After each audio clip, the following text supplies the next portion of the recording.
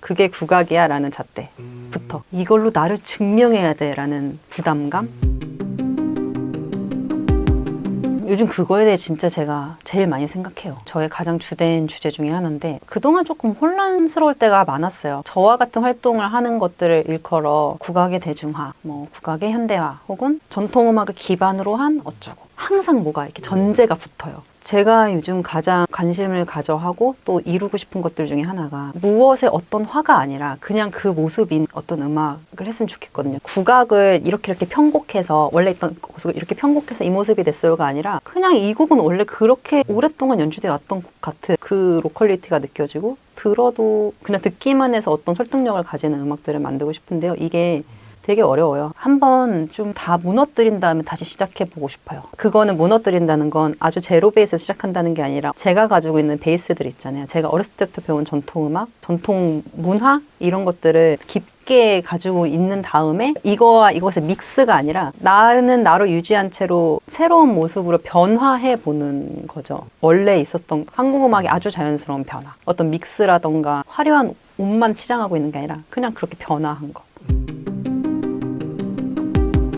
우리가 마라탕 언제부터 먹었어요? 근데 어느 날부터 이게 너무 맛있어서 먹고 싶잖아요. 그냥 자연스럽게 변하고 대왕 카스테라처럼 인기가 없으면 사라지는 거예요. 그냥 그게 당연한데 어느 순간 국악이라고 하면 그것을 막 이렇게 저렇게 막 해도 좀 조심스럽고 바뀌어도 되고 없어져도 되고 섞여도 돼요. 그리고 그 퀄리티는 좋을 수도 있고 나쁠 수도 있는 거예요. 지금 나쁘다 하는 게 언젠간 좋을 수도 있는 거고요. 반대의 경우도 있는 거고. 그래서 그냥 이게 음악으로 들어줬으면 하는 바람이 국악이 그냥 음악임을 음악의 범주에만 들어가는 것만 저는 엄청난 성공이라고 생각하고 어떤 음악이 모든 음악 중에 가장 우위에 있겠어요. 다 같은 스포티파이만 열어봐도 장르가 얼마나 많은데요. 그 장르 중에 하나로만 들어가도 그 문화를 발전시키기 노력하는 사람이 할 소임은 거의 다 했다고 생각해요. 특히나 이렇게 비주류인 경우에는. 대단한 힙쟁이들 있잖아요. 는 들어요. 국악을. 왜냐면 남들과 다르고 싶거든요. 혁오 밴드가 나만 알고 싶은 밴드였던 것처럼 뭐 저 같은 사람들이 공연을 가는 그런 데는 되게 말도 안 되게 힙한 경우들이 더 많아요. 우리만 아는 이런 세계들. 그래서 그런 데 가서 제가 만든 음악도 연주하긴 하지만 한 곡지 정도는 전통음악을 연주하려고 하거든요. 그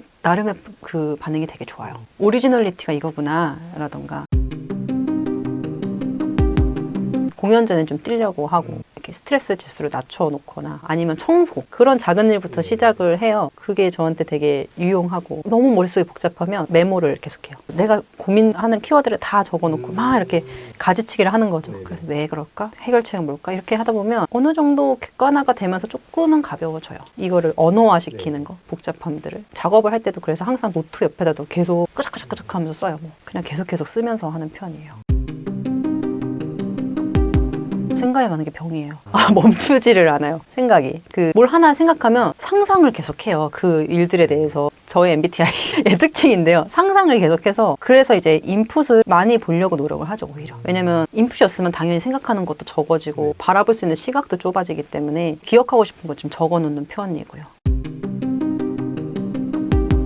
내년에는 이제 반도 밴드 공연들을 많이 할 것 같고 3집을 위한 리서치 작업들을 할 생각이에요. 제가 생각하고 있는 방향들이 그 구현될 수 있게 실험들을 좀 하는 작업들을 가져보려고요. 어떤 협업이 될 수도 있을 것 같고요. 그 협업 과정이 전시 형태로 공유가 될 수도 있을 것 같고 여러 가지 생각들을 하는 중인데 제가 가지는 어떤 신념을 깨부시기가 되게 어려운 사람이거든요. 근데 그것들을 깨부시는 것도 어떤 자극이나 훈련이 돼야 되겠다는 생각이 최근에 들어서 내가 만들고 싶은 모양이 있으면 한 번에 점핑하지 말고 하나씩 좀 단계를 밟아 실패하면 뒤로 갔다 또 가도 되니까 그런 시간을 한 2년까지 가져보려는 생각입니다.